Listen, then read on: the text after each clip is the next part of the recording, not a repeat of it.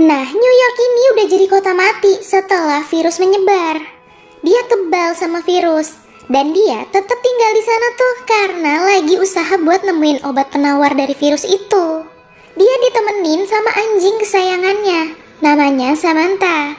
Nah, sebelum lanjut ke alur cerita lengkapnya, boleh dong klik tombol subscribe-nya dulu, gratis kok.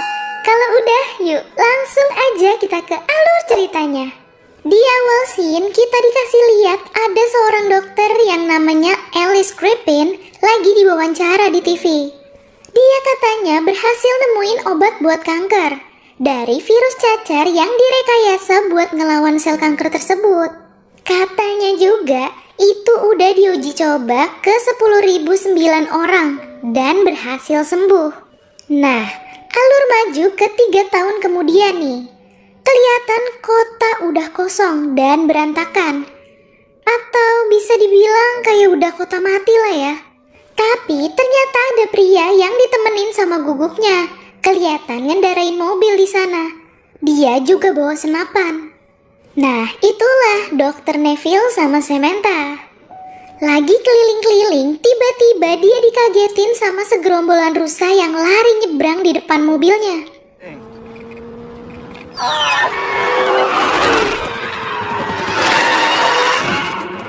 Dia langsung ngejar rusa-rusanya, sampai akhirnya dia kehalang sama mobil-mobil bekas yang menuhin jalanan itu. Dia sama Samantha turun tuh, ngejar salah satu rusanya. Pas mau nembak, si rusa itu ditomprok sama hewan buas lain. Itu aja udah ngeri ya. Datang lagi bapak sama anak singa juga. Di tengah kota woi, ada singa keliaran. Lagi mau ngebidik tembakan, tiba-tiba alarm di jamnya bunyi. Jam 5:30 kurang. Udah mau gelap. Dia langsung ngajak Samantha pulang. Sebelum masuk rumah, dia nyiramin cairan gitu. Entah itu apa ya, kayaknya sih buat ngilangin jejaknya dia gitu. Udah hari besoknya nih, kelihatan tuh stok makanannya lumayan banyak lah ya. Terus juga ada listrik di rumah dia. Mungkin pakai genset kali ya. Kesian juga sih dia, cuma Samantha yang bisa dia ajak ngobrol. Sambil mandiin si Samantha, dia masang lagu Bob Marley nih. Semua akan baik-baik saja.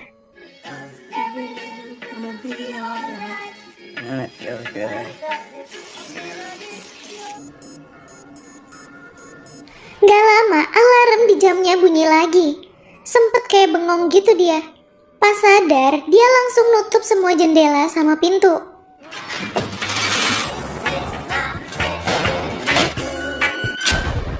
Malam itu dia sama Samantha tidur di dalam bathtub.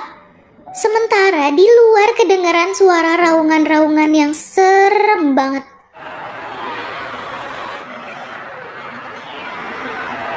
Ya, you know lah ya, itu raungan apa yang kayak gitu modelnya.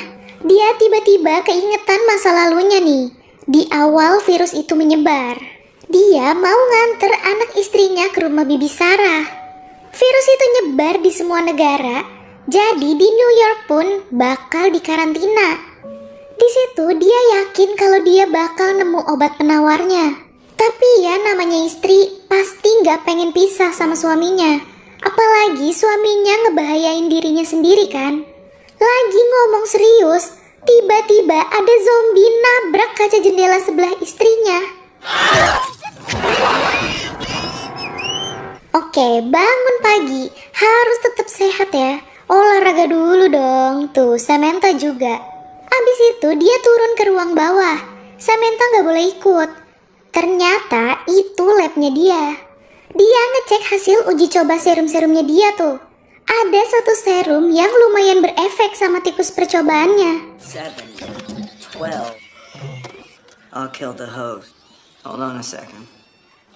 Compound 6 appears to be showing DA series serum 391 ex-candidate for human trials. Hari ini dia mau keluar lagi nih.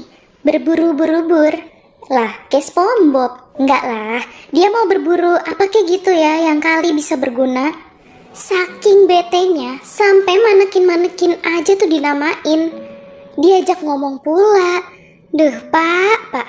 Jadi selama ini dia dapat persediaan sekaligus alat-alat yang dia butuhin tuh dari rumah-rumah atau bangunan-bangunan yang ada di kota itu. Dia juga rutin nyiarin di radio, ngasih tahu kalau misalnya masih ada warga yang selamat bisa nemuin dia gitu. Nah, ini ada rusa tiba-tiba lewat. Akhirnya si Dr. Neville sama Samantha ngejar itu rusa dulu. Rusa itu masuk ke dalam gedung. Nah, si Samantha ngejar ke dalam. Dr. Neville panik banget. Mau gak mau, si Dr. Neville juga ikut masuk kan ke dalam. Takut si Samantha kenapa-kenapa.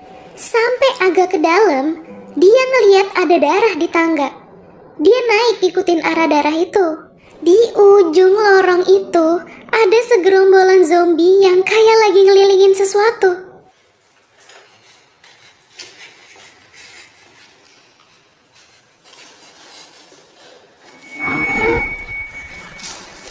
Dia mundur pelan-pelan. Terus dia dengar suara Samantha. Samantha ngumpet di kolong meja, ketakutan banget kelihatannya. Taunya, pas si dokter nyorot lampu ke arah depan Samantha, ternyata ada zombie yang lagi makan rusa.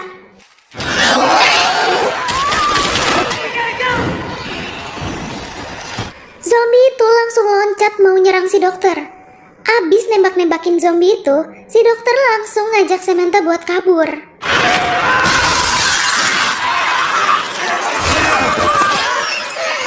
Salah satu zombie itu ada yang berhasil nemplok tuh. Pas si dokter nerobos kaca buat keluar. Untungnya zombie-zombie di sini tuh nggak tahan sama sinar matahari. Makanya mereka kalau siang itu nggak keluyuran. Dr. Neville bikin jebakan di depan pintu masuk gedung itu tadi. Dia mau nangkep salah satu zombie itu buat percobaannya dia.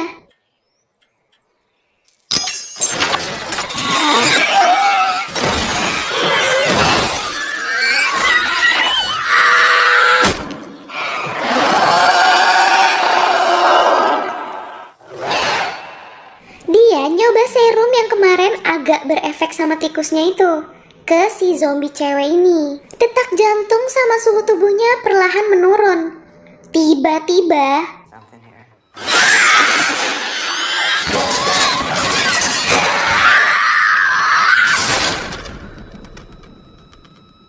zombie itu bangun terus nyerang si dokter. Tapi akhirnya detak jantung zombinya malah berhenti. Berarti serumnya masih gagal ya.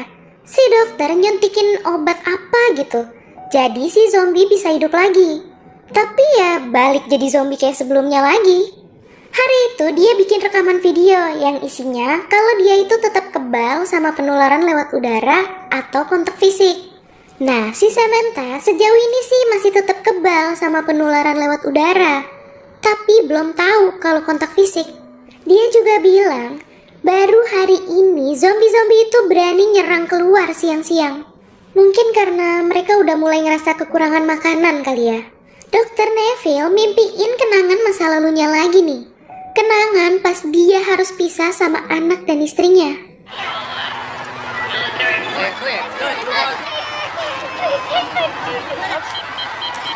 No good. Lieutenant Colonel Robert Neville, I'm ordering you to scan her again. Ternyata anaknya yang ngasih Samantha biar ikut buat nemenin dia. Samantha masih kecil banget waktu itu. Hari ini hari ulang tahunnya si dokter nih. Saking kesepiannya, dia belaga seakan-akan Samantha mau ngasih pesta kejutan buat dia. Lagi keliling-keliling, dia ngeliat manekin yang dia namain Fred itu ada di tengah jalan. Dia langsung deketin manekin itu. Dia bingung banget tuh ya, gimana bisa Fred pindah ke situ. Pas dia makin deketin, dia kayak nginjek sesuatu gitu. Terus mobil yang ada di belakangnya itu gerak.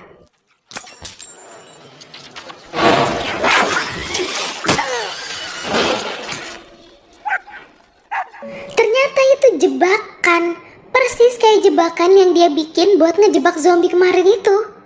Dia sempet pingsan, sadar-sadar udah mau malam nih.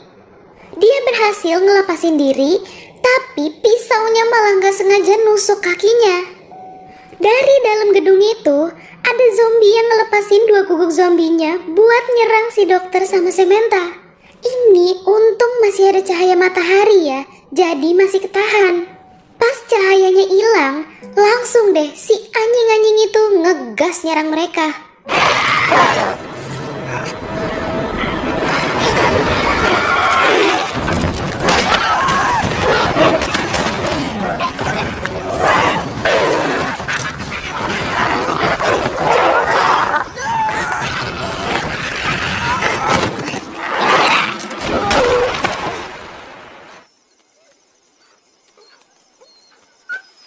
Di situ Samantha kegigit sama salah satu guguk itu.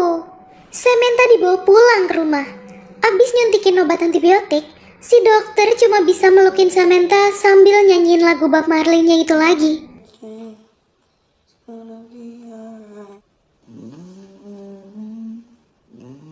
Sampai akhirnya dia ngelihat Samantha udah mulai mau berubah.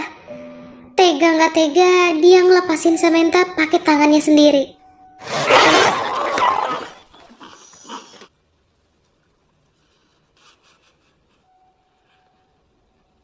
Dia malah makin gak kuat kayaknya kalau harus ngelihat Samantha berubah. Besoknya dia ngubur Samantha. Dia benar-benar sendirian sekarang.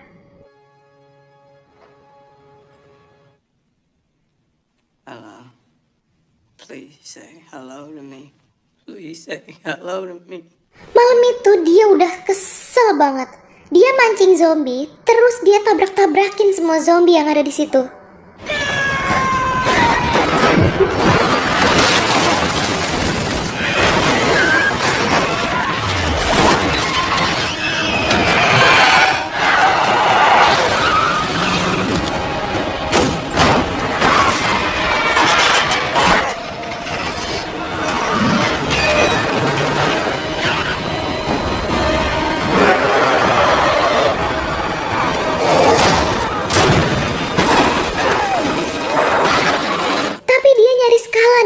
Mobilnya hampir aja nyebur ke laut. Pas ada satu zombie yang masuk ke mobil, tiba-tiba ada lampu yang nyorot ke situ. Jadi si zombie langsung kabur. Ternyata yang tadi itu cewek. Dia dibawa sama cewek itu pergi dari sana. Terus si cewek itu nganter dia pulang. Pas dia pingsan itu, dia mimpiin kenangan masa lalunya lagi. Ternyata istri sama anaknya tewas. Helikopternya ketabrak sama helikopter lain.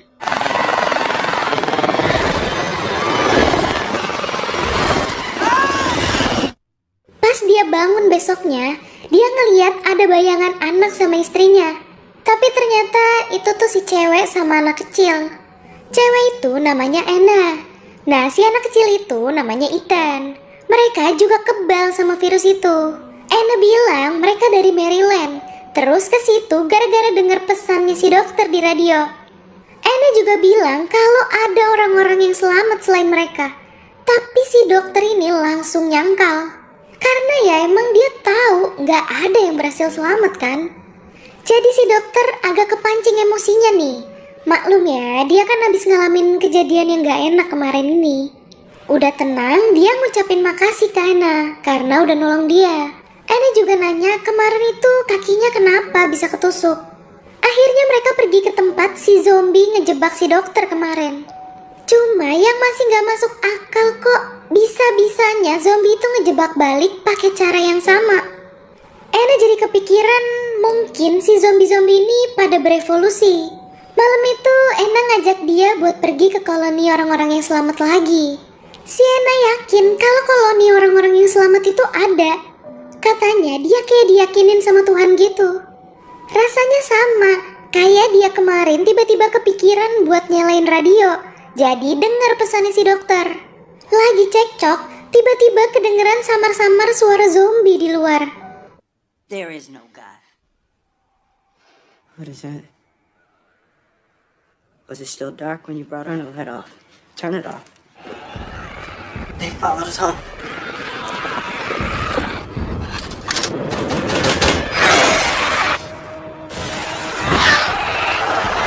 Ternyata zombie-zombie itu ngikutin jejak darahnya si dokter yang kemarin itu.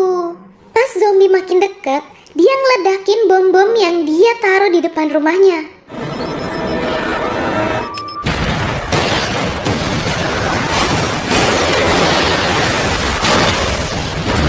Dia ngecek Anna sama Ethan ke atas.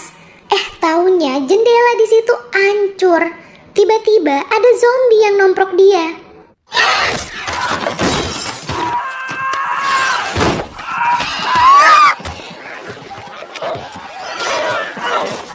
Dibanting sana sini sama tuh zombie. Dia nggak sanggup lawan kekuatannya si zombie itu.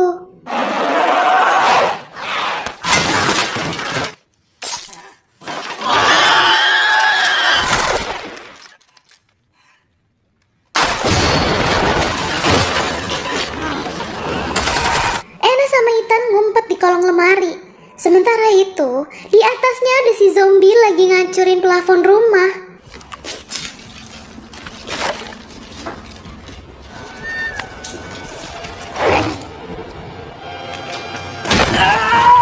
Udah hampir ketahuan sama si zombie. Si dokter nolong langsung nembak-nembakin tuh zombie sampai is dead. Tapi di luar zombinya makin banyak yang datang. Mereka akhirnya mutusin buat ngumpet ke lab di bawah itu.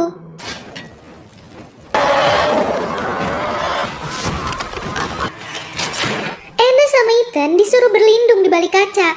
Disitulah mereka ngeliat kalau obatnya mulai bekerja. It's working.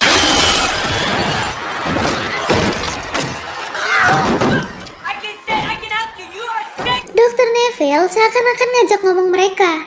Dia ngasih tahu kalau dia bisa nyembuhin mereka semua. Tapi ada satu zombie yang kelihatannya paling ganas udah nabrak-nabrakin kaca sampai retak. No.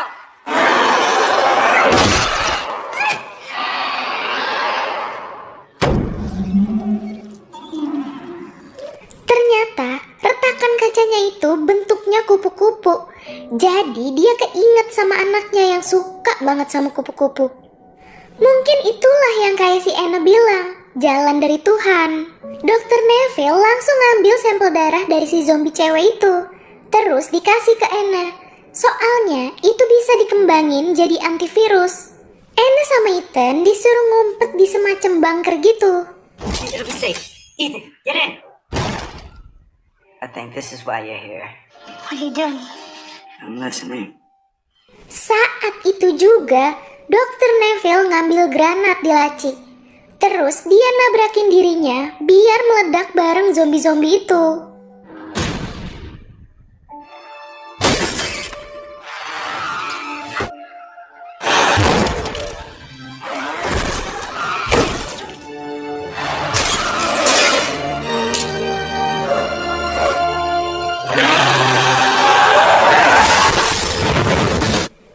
Di akhir scene, kita lihat Anna sama Ethan jalan menuju ke battle.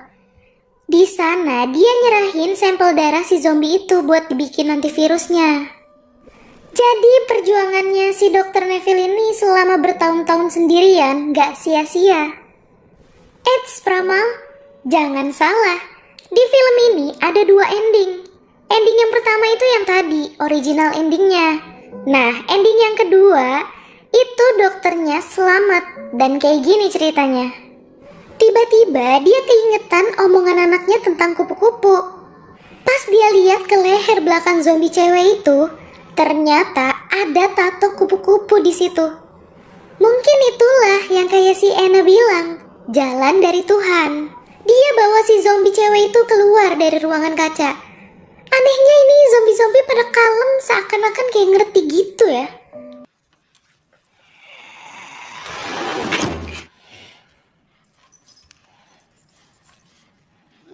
Get a syringe.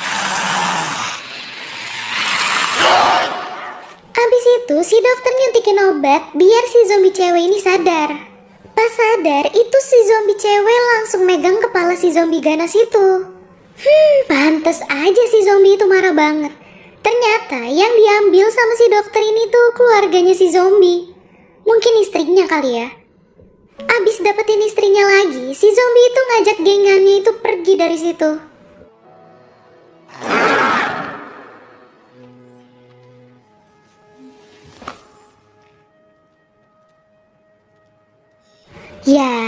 tadi alur cerita dari film I'm Legend. Berarti selama jadi zombie itu mereka juga perlahan berevolusi ya. Perasaan mereka juga udah mulai ada lagi kayak manusia normal. Bisa jadi sih.